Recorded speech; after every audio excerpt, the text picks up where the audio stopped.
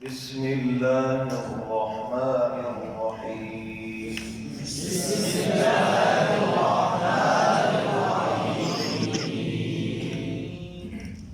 جی محترم طلباء کرام، ہمارا سبق مخارج کے حوالے سے چل رہا ہے.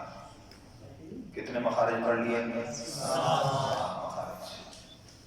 آج 8واں مخرج پڑھنا ہے اور بڑا ہی اہم ہے، توجہ طلب. ویسے میں اس کو خلاصہ پھر پیچھے سے ادا کر دیتا ہوں. جوف دہن منہ کے خالی حصے کو کہتے ہیں، منہ کا خلا، اس سے حروف مدہ ادا ہوتے ہیں. اس کے بعد ترتیب سے بتایا تھا اقصی حلق، حلق کا وہ حصہ جو سینے کی طرف ہے، اس سے حمزہ ہا ادا ہوتے ہیں. وسط حلق، حلق کے درمیان والے حصے سے عین اور ہا ادا ہوتے ہیں. ادنی حلق، حلق کا وہ حصہ جو منہ کی طرف ہے، اس سے غین اور خا ادا ہوتے ہیں. ان کو حروف حلقی کہتے ہیں. زبان کی جڑ جو کوے کے قریب ہے، جب اوپر تالو سے لگے تو قاف ادا ہوتا ہے. زبان کی جڑ کوے سے ذرا نیچے منہ کی طرف ہٹ کر، کوے سے ذرا نیچے منہ کی طرف ہٹ کر جب اوپر تالو سے لگے تو کاف ادا ہوتا ہے. ان کو لہاتیہ اور لہویہ کہتے ہیں. زبان کا درمیان جب بالمقابل اوپر کے تالو سے لگے تو جیم، شین اور یا غیر مدہ ادا ہوتے ہیں. ان کو شجریہ کہتے ہیں، اس لیے کہ تالو کا جو اوپر والا حصہ ہے اس کو عربی میں شجر کہتے ہیں، اس وجہ سے ان کو شجریہ کہتے ہیں. آگے آج کا جو سبق ہے مخرج نمبر 8، اس کو کہتے ہیں حافہ لسان، زبان کی کروٹ. زبان کی کروٹ جب اوپر کی داڑھوں کی جڑ سے لگے تو واد بولیں گے ادا ہوتا ہے. زبان کی کروٹ، یہ زبان کی کروٹ ہوگی.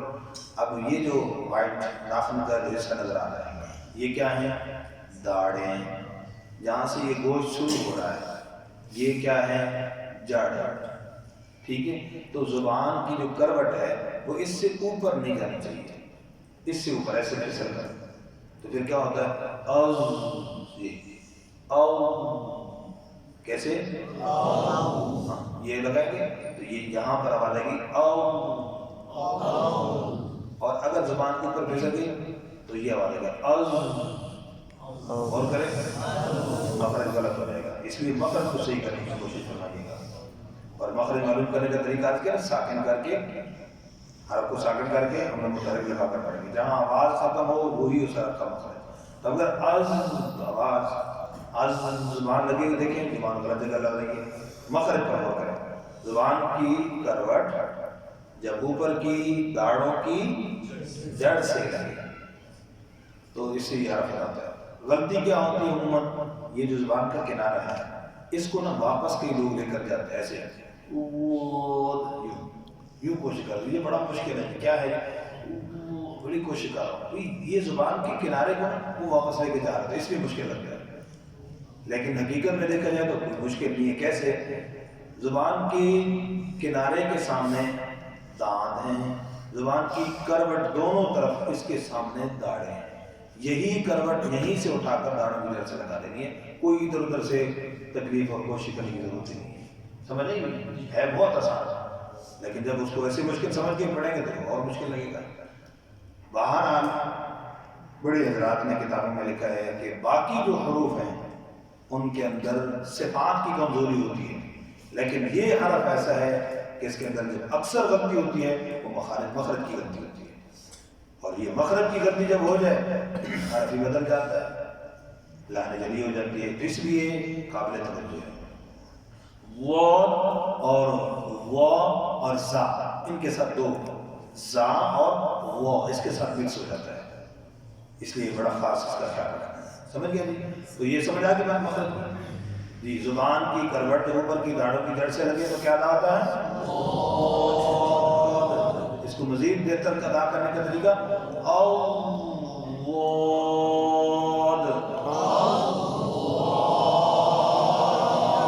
ٹھیک ہو گیا. آگے اس کو کیا کہتے ہیں؟ حافیہ. کیا کہتے ہیں؟ کیونکہ عربی میں کروٹ کو حافہ کہتے ہیں اس لیے حافیہ.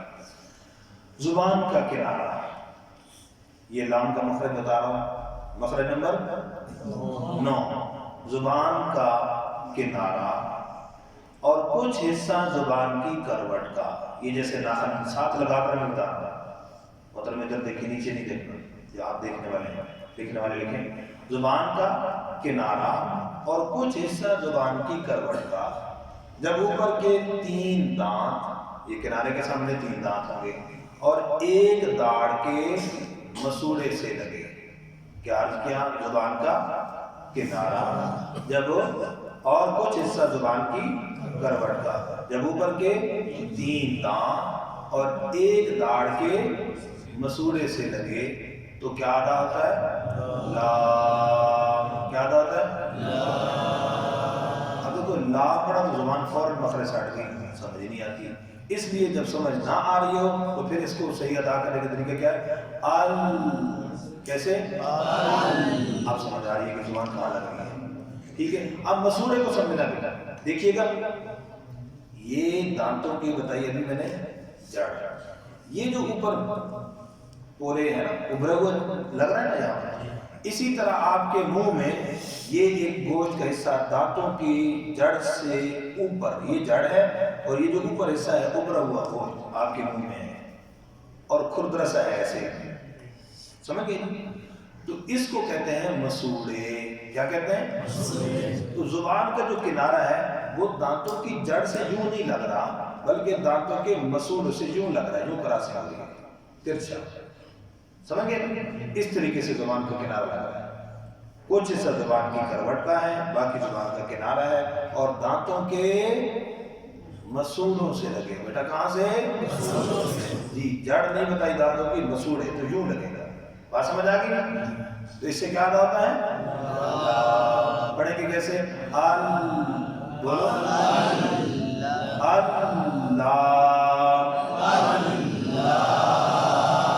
ال پڑھیں گے پوری زبان لگ رہی ہے. بولے اس میں غلطی کیا ہوتی ہے؟ زبان سیدھی لگاتے ہیں، یہ غلطی ہوتی ہے. یہاں تک جب یہ غلطی ہوتی ہے تو لفظ اللہ اس سے پور بھی نہیں ہوتا. پڑھتے اللہ زبان سیدھی لگا رہے ہیں، مخرج غلط تو اس کی وجہ سے عربی پور نہیں ادا ہوا. لفظ اللہ کے اندر بھی ال نہیں بھی ایسے کیسے؟ ال سیدھا نہیں ہے. سمجھ گیا؟ طرف لسان. آگے دی زبان کا کنارہ، مخرج نمبر 10. زبان کا کنارہ جب اوپر کے 3 دانتوں کے مسوڑوں سے لگے، 3 دانتوں کے مسوڑوں سے لگے تو اس سے نون ادا ہوتا ہے.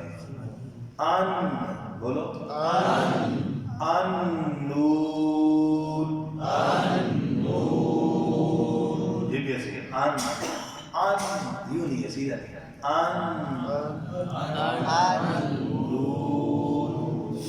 آگے جی دیکھ لیں. اس میں ایک آخری مخرج بتا دوں کو، زبان کا کنارہ، مخرج نمبر 11.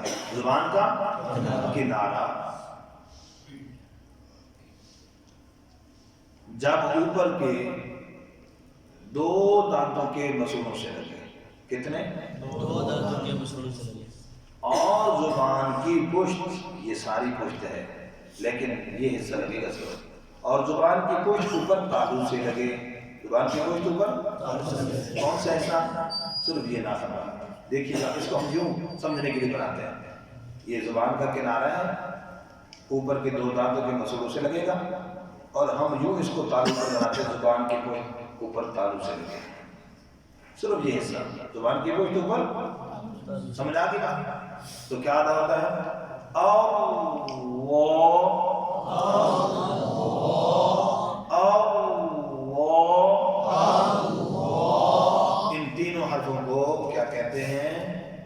طرفیہ، تینوں کو کیا کہتے ہیں؟ طرفیہ۔ جو آج کا سب نے بتایا فرمایا کہ اتنے مخارج میں سے اتنے کافی سمجھ آ گئے نا سارے مخارج؟ جی۔ ہاں جی، زبان ہا پہ لسان کا جو زبان کی کروٹ جب اوپر کی داڑھوں کی جڑ سے لگے تو اس سے بہت ادا ہوتا ہے، اس کو حافیہ کہتے ہیں۔ زبان کا کنارہ کچھ حصہ زبان کی کروٹ کا جب اوپر کے 3 دانت اور 1 دانت کے مسورے سے لگے تو اس سے لام ادا ہوتا ہے۔ زبان کا کنارہ جب اوپر کے 3 دانتوں کے مسورے سے لگے تو نون ادا ہوتا ہے۔ زبان کا کنارہ جب اوپر کے 2 دانتوں کے مسوروں سے لگے اور زبان کی پشت پر تعلق سے لگے تو اس سے را ادا ہوتا ہے۔ ان تینوں کو طرفیہ کہتے ہیں۔